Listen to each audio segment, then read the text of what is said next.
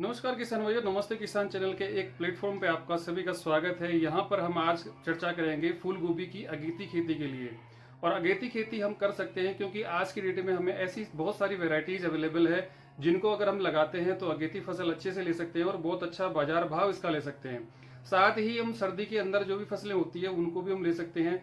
फूल गोभी एक ऐसा विकल्प आपके लिए हो सकता है। इसको लेने के बाद में आप मटर की बुआई उसी खेत में कर सकते हैं जहाँ पे आप फूल गोभी की खेती कर रहे हैं।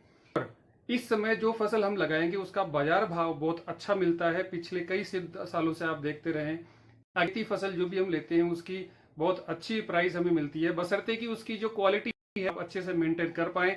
बारिश के मौसम में वैसे बहुत सारी प्रॉब्लम्स आती हैं, उनको अगर ध्यान में रखते हुए आप इसकी देखभाल करते हैं तो ये बहुत अच्छा मुनाफा देगी और बहुत अच्छी क्वालिटी आपको देगी जाएगी। तो आज हम ऐसे टॉपिक्स पे चर्चा करते हैं जिनके ध्यान में रखने से हम हमारी फसल को बहुत अच्छे से ले सकते हैं। पहला हमारा टॉपिक होगा कि कौन सी वैरायटीज ऐसी हैं जिनको हम बरसात के मौसम में लगा सकते हैं, नर्सरी हम कब तैयार कर सकते हैं, हमें सिंचाई के लिए कौन कौन से साधन अपनाने चाहिए, आप खाद जो है अपना खेत में कौन सा डालें, मतलब आप जब खेत तैयार करते हैं तो कौन कौन सी खादों का आप प्रयोग करें, और प्रिवेंटिव चीजें क्या इस्तेमाल कर सकते हैं। लास्ट में हम इस टॉपिक पर चर्चा करेंगे कि क्योंकि इस समय फंगस और कीटों का प्रकोप बहुत ज्यादा होगा, तो प्रिवेंटिव हम क्या चीजें यूज कर सकते हैं जिनकी वजह से हमारे खेत में कीट और फंगस डेवलप हो ही ना, ताकि हमारी फसल बहुत अच्छे से हो और वो उस स्टेज पे जाने से पहले ही हमारी फसल को तैयार कर सकें। और वैसे भी अगर बायोलॉजिकल चीजें हम यूज करेंगे तो हमारी फसल बहुत अच्छे से ग्रो होगी, क्वालिटी अच्छी आएगी और ये टिकेगी भी ज्यादा दिन तक। अब बात करते हैं हमारे पहले टॉपिक पे कि कौन कौन सी वैरायटी ऐसी हैं जो हमारे इस सीजन के लिए सबसे उपयुक्त रहेगी। तो सबसे एक नंबर पे मैं आपको बताता हूँ वो सिजेंटा की मानसून क्वीन। ये एक ऐसी वैरायटी है जिसको आप अगर लगाएंगे तो इसकी जो लगभग एवरेज इसका जो बीज है वो करीब करीब 100 से लेके 120 ग्राम प्रति एकड़ के हिसाब से लगेगा। और इसकी जो फ्रूट साइज है वो करीब 600 ग्राम से लेके 900 ग्राम के आसपास आपको मिलेगी। और ये लगभग 50 से लेके 65 दिन, 50 से 65 दिन इसलिए बोल रहा हूँ, कई बार क्या होता है हम कुछ चीजों को आगे पीछे रह जाते हैं, मौसम की कुछ चीजें होती है जिनको मद्देनजर रखते हुए अगर देखते हैं तो कुछ दिनों का गैप जरूर आएगा। लेकिन मैं आपको बताता हूँ 50 से लेकर 65 दिन के अंदर अंदर ये चालू हो जाएगी। और एक अच्छी फसल ये है, इसका फ्रूट साइज बहुत अच्छा कॉम्पैक्ट फ्रूट इसका मिलता है और इसकी कलर बहुत ज्यादा बिल्कुल एकदम शाइनी व्हाइट कलर आपको देखने को मिलेगा। दूसरी वैरायटी भी सजेंटा की 6099 नंबर एक वैरायटी आती है, उसको भी आप यूज कर सकते हैं। ये केवल जुलाई, मैं जितनी भी आपको अभी वैरायटीज बता रहा हूँ ये केवल जुलाई के लिए है। अगर आप अगस्त की बात करते हैं तो अगस्त में कुछ चीजें हैं जो अलग डिपेंड करती है, मौसम अलग होता है, सिस्टम अलग होता है, तो उसके अकॉर्डिंग सीजन में आप देखेंगे कि फूल गोभी की जो वैरायटीज हैं अलग अलग मौसम में अलग अलग यूज होती है। तो ये जो वैरायटीज मैं आपको बता रहा हूँ इनका मतलब ध्यान ये रखें कि केवल जुलाई तक ही इसकी नर्सरी तैयार कर लें, उसके बाद अगर आप यूज करते हैं तो दूसरी इसकी वैरायटीज होती है उनको आप यूज करें। तो ये है हमारी 6099 सिजेंटा की। ये भी सेम उतना ही लगभग इसका फ्रूट साइज होता है और ये 55 से लेके 60 दिन में इसकी हार्वेस्टिंग शुरू हो जाती है। 60 से लेके 900 ग्राम का इसका एक एवरेज फ्रूट साइज होता है और 120 से लेके 140 ग्राम बीज जो है प्रति एकड़ के हिसाब से इसका यूज होता है। तीसरे नंबर पर है पान सीड्स का 4352। ये 50 से लेके 55 दिन में ये तैयार हो जाती है और 120 से लेके 150 ग्राम सीड लगता है इसका प्रति एकड़ के हिसाब से। और इसका फ्रूट साइज 500 से लेके 700 ग्राम प्रति फूल के उसके आधार पर आता है। ये एवरेज वजन है, प्रत्येक उसका पौधे का इतना वजन नहीं आएगा, इसमें कुछ वेरिएशन हो सकता है। ये चौथे नंबर पे सेमिनीस का 4051। ये लगभग 65 दिन ले लेती है तैयार होने में, लेकिन इसका फ्रूट साइज जो है वो बहुत अच्छा होता है। लगभग 700 ग्राम से लेकर 900 ग्राम तक का इसका फ्रूट साइज होता है और ये बहुत मतलब इसका जो कलर है ना वो बिल्कुल व्हाइट कलर होगा एकदम से, और इसके पत्ते बिल्कुल डार्क ग्रीन कलर के होते हैं। पांचवी वैरायटी है सेमिनिस की 3630। इसका भी सेम जो बीज है वो लगेगा लगभग 120 ग्राम से लेकर 140 ग्राम तक प्रति एकड़ के हिसाब से लगेगा। ये भी तैयार होने में 60 से लेकर 65 दिन ले लेगी। थोड़ा सा समय ये ज्यादा लेती है, इसके लिए इसका जो क्वालिटी है वो थोड़ी सी और ज्यादा अच्छी आती है। तो आप ये 5 वैरायटीज है जिनको यूज कर सकते हैं, जिनको अपने खेत में लगा सकते हैं। ये जुलाई तक के लिए उपयुक्त है और अगस्त में आप करना चाहते हैं तो उसके लिए कुछ अलग वैरायटीज है, उनको आप यूज कर सकते हैं। दूसरा हमारा टॉपिक है नर्सरी कब तैयार करें। तो जुलाई महीने में आप पूरे महीने में इनकी नर्सरी तैयार कर सकते हैं। नर्सरी तैयार करने के लिए कुछ छोटी छोटी चीजें हैं जिनको मैं आपको बता देता हूँ, वो आप ध्यान रखें। कोई भी नर्सरी डालने से पहले आप ऐसी उपयुक्त जगह तैयार करें जहां पे पानी का भराव बिल्कुल ना होता हो और बरसात से कवर करने के लिए आप प्लास्टिक सीट का आप इस्तेमाल कर सकते हैं, और उसको ज्यादा धूप से बचाने के लिए आप 50% ग्रीन नेट का इस्तेमाल कर सकते हैं। व्यवस्था ऐसी रखें कि जहां पे भी आप नर्सरी तैयार करेंगे कि वहां से नीचे से आपका एयर का वेंटिलेशन बहुत अच्छे से होता रहे, ताकि आप दोनों तरफ से उसको कवर ना करके ऊपर से आप कवर करेंगे तो ज्यादा अच्छा होगा। अगर दोनों तरफ से कवर करते भी हैं, बिल्कुल नीचे मिट्टी में दबाते भी है, तो ये इंश्योर करें कि आप लगभग 1-1.5 फीट दोनों तरफ से उसको उठा सके, ताकि जो हवा है वो आर पार निकल जाए। उसके अलावा आप अगर नर्सरी जब भी तैयार करते हैं तो वर्मी कंपोस्ट का इस्तेमाल करें। आप किसी भी रासायनिक खाद को अपनी जो भी बेड बना रहे हैं उसमें नहीं डालें। वर्मी कंपोस्ट के साथ में आप ट्राइकोडर्मा डाल सकते हैं, लगभग आधा किलो। अगर आप एक एकड़ की नर्सरी तैयार कर रहे हैं तो उसी कंपोस्ट के साथ में आप डाल सकते हैं। कंपोस्ट और मिट्टी की बराबर मात्रा मिला के जो भी आप बीज डालेंगे उसके ऊपर छिड़कें। मतलब अगर आप छलनी से छानते हुए दोनों को वैसे डालेंगे तो बहुत ज्यादा अच्छा होगा, बहुत हल्की सी उसकी लेयर बनेगी। आप जो भी बीज डालने की जो नाली बनाएंगे उसको बिल्कुल वापस मिट्टी से ना ढक के उसको एज इट इज छोड़ दीजिए, और आप जो भी कंपोस्ट, वर्मी कंपोस्ट और मिट्टी बराबर मात्रा में जो मिला रहे हैं उसको छान के डालिए, ताकि जो भी कचरा होगा उसको आप हटा सकें, वो उसके ऊपर डलेगा नहीं, और इजीली आपने जो पनीरी डाली है वो आराम से बाहर निकलेगी। ट्राइकोडर्मा डालने का आपको फायदा ये रहेगा कि बरसात का मौसम है, ह्यूमिडिटी बहुत ज्यादा रहेगी, नमी बहुत ज्यादा रहेगी बेड्स में, तो उसके दौरान आपकी फसल को ये फंगस से बचाने का बहुत ज्यादा अच्छा काम करेगा। और पनीरी में आप जब भी पानी डालें, जैसे मान लीजिए पनीरी आपकी 10 दिन की हो गई है या 7 दिन की हो गई है, तो ट्राइकोडर्मा का ज्यादा से ज्यादा इस्तेमाल करें।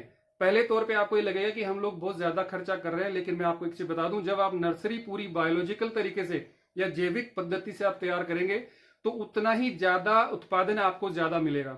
अगर आपने शुरू से ही पौधों में केमिकल कंटेंट यूज करना शुरू कर दिया है तो उनकी जो सस्टेनेबिलिटी है वो बिल्कुल कम हो जाएगी, वो रोग प्रतिरोधक नहीं हो पाएंगे। अगर आपने नर्सरी के समय ही उनको ट्राइकोडर्मा और वर्मीवाश या सजीव जल जो अपनी कंडे से हम लोग बनाते हैं, अगर वो बना के आप डालते हैं तो इससे जो नर्सरी है वो बहुत ज्यादा रोग प्रतिरोधक रहेगी, और जब भी आप फील्ड में लगाएंगे तो पौधे एकदम स्वस्थ रहेंगे, कम उनको किसी रासायनिक दवाइयों की जरूरत पड़ेगी।